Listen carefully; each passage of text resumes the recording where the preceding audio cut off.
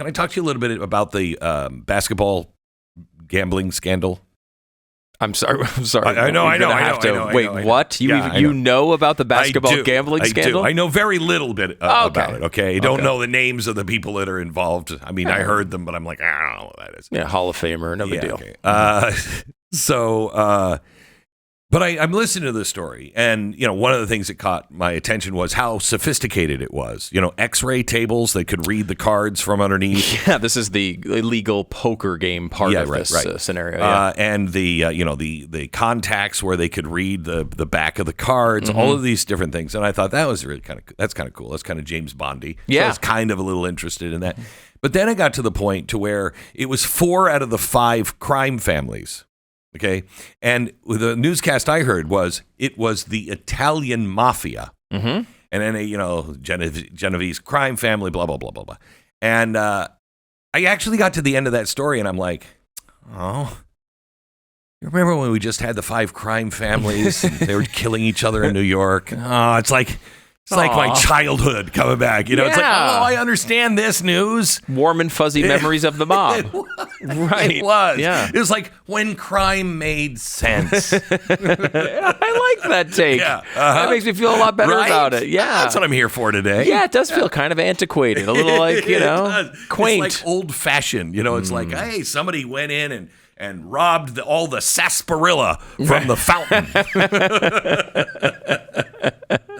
I like that. Yeah. That's the way to go with this, I think. It really is. It really is. It does feel like, you think about these players, some of them have made hundreds of millions of dollars in their careers, and they're worried about illegal poker games and, a couple of $100,000 betting on the under on Terry Rozier's assists or something. Can I tell you, so that part, did you ever see any of those games? Like, because the way I heard it, that's the way I interpreted it. Sure. That, they got hurt and then they had to leave early or whatever. There was, the main one that they highlighted was a guy who basically told people in advance he was going to leave the game early. Right. And so everyone could bet the under. Like, they score fewer points. Correct. And then he left after 9 minutes of the game. So he didn't hit any of those. So did he get hurt? Did he ow? I mean, was think it obvious? Was a faked injury, yeah. Was it obvious? I don't remember watching that game.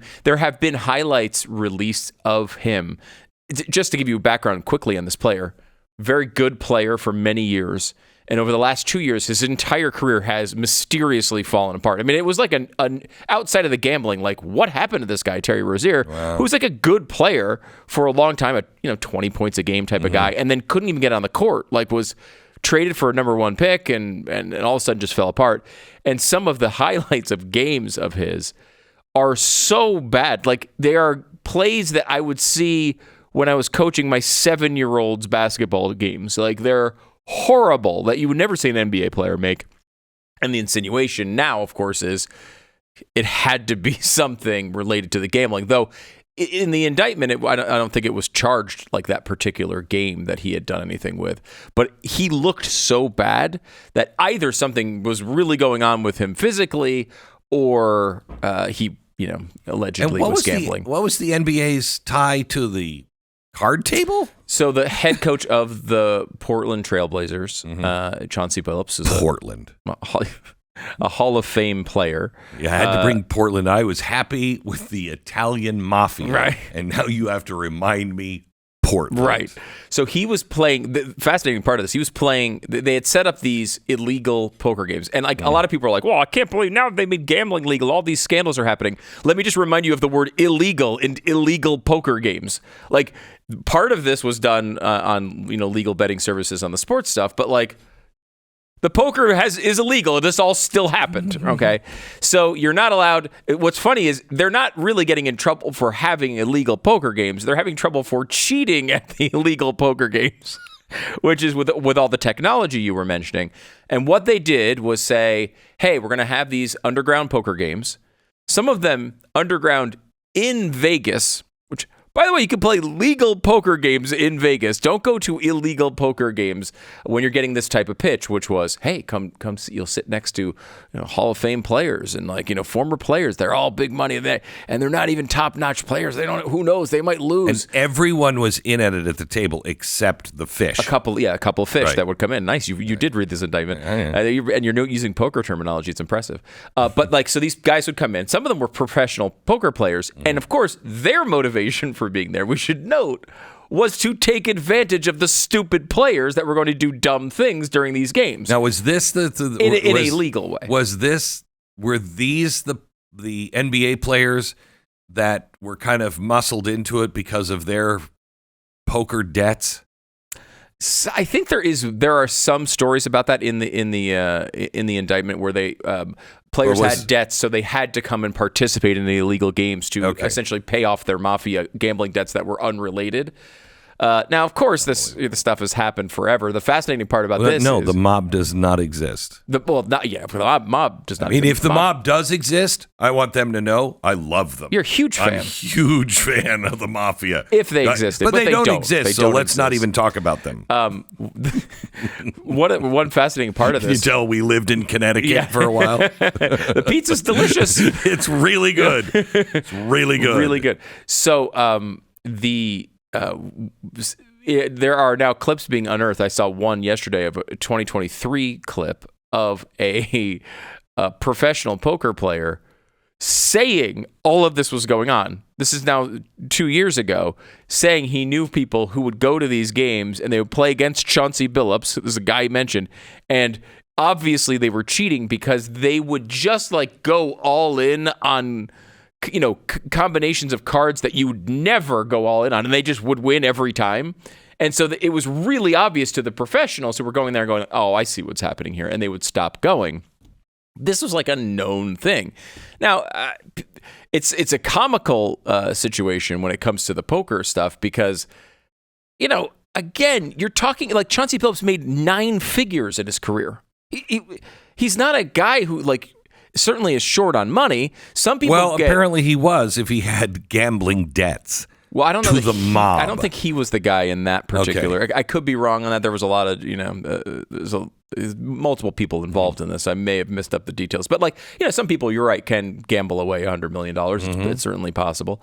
But if you're an addict, right? It doesn't matter. We always say, you talk about alcoholism, right? If you're a big alcoholic, people would say, well, you've got all this to live for. Why would you ruin it with alcohol? Well, you're addicted. You're having a real problem. You have what they would call a disease, right? Right. It's a serious issue that's not easy to just drop off. You know what makes me stop drinking? Mob threats.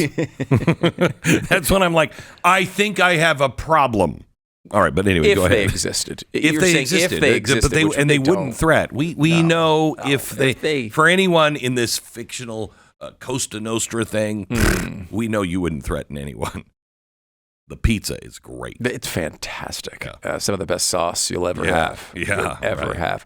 But yeah, so it's a pretty amazing story, and it is not as bad, I think, as previous gambling stories where referees were actually fixing games. Right. That is a much, much worse thing than what we've seen, at least so far in this. But it's a pretty big story, and I'm impressed, Glenn. You're aware of it. You seem to have actual information about it. Thank you. What's going on with you? We used to have conversations about sports that would just be nonstop comedy because you were so embarrassing about your knowledge. Well, this isn't really. This was a mob story. Okay. This was a mob story. All right. Okay. I have zero interest in the NBA. Okay. Zero. So this is basically your version of a mob movie. That's as close as I could get to a mob movie today. And I love mob movies. So, anyway, mainly I like watching mob movies. Well, I mean, I like the characters in them, but I really like the food. You know what I mean? Geez, you get to eat like that. I don't know. Is it worth it? Is that blood or is that tomato sauce? I don't know. As someone who grew up in near New Haven, Connecticut, and you worked in New Haven, Connecticut for years, there's a calculation made by the community that they're kind of fine with the mob if they can have the pizza. We're actually, oh, yeah. The pizza's so good, you guys can commit a certain number of crimes. Can I tell you something? That's the only part of New Haven, though, that makes any sense. Yeah, that's pretty much true. I mean, New Haven is just a rap hole. It is. Come on, it is. Not the surrounding areas. New Haven itself, crap hole. It has some bad situations. Yeah. Around I mean, it it starts at Yale and then goes downhill. Okay, but that except Worcester Street. This whole area completely not run by the mob. And it's the safest place you could take a woman and have her take all of her clothes off and tape $100 bills to her and say, walk down this street at 11 o'clock at night and she's totally safe. Totally safe. Unless one of the mob bosses are like, you know what? I think maybe we got to tuck the her over here, bring her over here, you know. Otherwise, there's no crime happening there. And we should move, but all of this outside of the pizza quality is alleged. We don't have any information. I'm a fiction writer. You're a fiction writer. Not the pizza, though. The pizza is that good. Anyone who knows pizza, like you'll hear a lot of people say, oh, New York pizza, New York style pizza. That doesn't mean you know anything about pizza. No. If they say New Haven pizza, it truly is the best pizza out there. But I tell you, they get on that particular street. Do not ask anything about the pizza. And if it comes, because it's brick oven, and so, it'll come a little burned. That's the way it comes. It's supposed to come that way. Do not say anything about it. Can I have light crust? Don't do that. Don't say it. They just take it away from you. Yes. They look at you, then they look at the picture of Frank Sinatra on the wall, then they look at you, and you're dead. Just leave. It's like a soup Nazi situation a little bit. It can be. It really is.